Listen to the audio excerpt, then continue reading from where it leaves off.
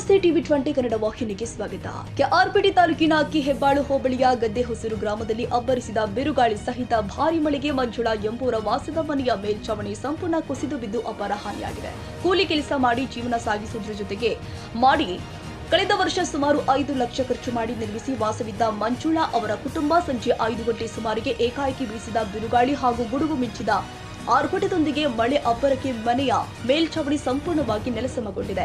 ಘಟನೆ ನಡೆದಾಗ ಮಂಜುಳಾ ಪತ್ನಿ ವೆಂಕಟೇಶ್ ಸೇರಿ ಕುಟುಂಬ ಮನೆಯೊಳಗಿದ್ರು. ಅದೃಷ್ಟವಶಾತ್ ಮೇಲ್ಛಾವಣಿ ಬೀಳ್ತಾ ಇದ್ದಂತೆಯೇ ಹೊರಗೆ ಓಡಿ ಬಂದಿದ್ದರಿಂದ ಪ್ರಾಣಾಪಾಯದಿಂದ ಪಾರಾಗಿದ್ದಾರೆ. ಆದರೆ ಮನೆಯಲ್ಲಿ ಇದ್ದ ದವಸ ಧಾನ್ಯ, ಬಟ್ಟೆ, ಪಾತ್ರೆ, ಪಗಡೆ ಸೇರಿ ದಿನಬಳಕೆ ವಸ್ತುಗಳು ಮಳೆ ನೀರಲ್ಲಿ ನೆನೆದು ಹಾನಿಗೊಳಗಾಗಿದೆ. ಸದ್ಯ ಮನೆ ಕಳೆದುಕೊಂಡು ಕಂಗಾಲಾಗಿರುವ ಬಡ ಕುಟುಂಬ ಪಕ್ಕದ ಮನೆಯಲ್ಲಿ ಆಶ್ರಯ ಪಡೆದಿದೆ. ಮಳೆಯಿಂದ ನೆಮ್ಮದಿಯಿಂದ ಇರೋಕೆ ಮನೆ ಇಲ್ಲದಂತಾಗಿದೆ. ಸರ್ಕಾರ ತಕ್ಷಣ ಪರಿಹಾರ ನೀಡಬೇಕು ಅಂತ ಮಂಜುಳಾ ಕಣ್ಣೀರಿಟ್ಟು ಮನವಿ ಮಾಡ್ತಿದ್ದಾರೆ. ನಾವು ತುಂಬಾ ಬಡವರು, ಈ ತರ ಮನೆ ಕಟ್ಟಿದ್ದೋ, ಈಗ ತಾನೇ ಸ್ವಲ್ಪ ಕಟ್ಟಿದ್ದೋ, ಈ ತರ ಗಾಳಿ ಮಳೆ ಬಂದು ಬಿದ್ದೋಗೈತೆ. ಏನೋ ನಮಗೆ ಸರ್ಕಾರದಿಂದ ಪರಿಹಾರ ಮಾಡಿಕೊಡಿ. ಯಾವುದೋ ಒಂದು ಸ್ವಲ್ಪ ನೀವು ಎಲ್ಲ ನೋಡಿ, ಕಷ್ಟ ಸುಖ ಎಲ್ಲ ನೋಡಿ ಇದು ಮಾಡ್ಬೇಕು. ನಾವು ಕೂಲಿ ಮಾಡ್ಕೊಂಡು ಸಂಪಾದನೆ ಮಾಡೋದು. ನಾವು ಯಾವುದೊಂದು ಹೆಲ್ಪ್ ಇಲ್ಲ ಇಲ್ಲಿ. ಕೂಲಿ ಮಾಡ್ಕೊಂಡು ತಿನ್ನೋರು ನಾವು. ಕೂಲಿ ಮಾಡ್ಕೊಂಡು ಕಷ್ಟ ಸುಖದಲ್ಲಿ ಇದು ಮಾಡೋ ನೋಡಿ ಸ್ವಲ್ಪ ಹೆಲ್ಪ್ ಮಾಡಿ. ಎಲ್ಲ ನಮ್ಮನ್ನು ಬಡವರು, ನಮ್ಗೆ ಏನೂ ಇಲ್ಲ ಸ್ವಲ್ಪ ಹೆಲ್ಪ್ ಅನ್ನೋದು ನೀವು ಸ್ವಲ್ಪ ಏನೋ. ಯಾವಾಗ ಆಗಿದೆ ಇದು? 4 ಗಂಟೆ ಮೇಲ್ಪಟ್ಟು 4 ಗಂಟೆ. ನಿಮ್ಮ ಹೆಸರು? ತಮ್ಮ ಹೆಸರು? ಹೊಲ ಜಮೀನು ಅಂಥದ್ದಿಲ್ಲ ನಮಗೆ.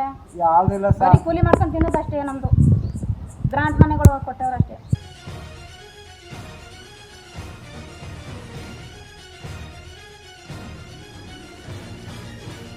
ಕನ್ನಡಿಗರ ಮೆಚ್ಚಿನ ನಿಮ್ಮ ಟಿವಿ 20 ಕನ್ನಡ ವಾಹಿನಿ ಇದೀಗ ಟಿವಿಯಲ್ಲಿ ಲಭ್ಯ.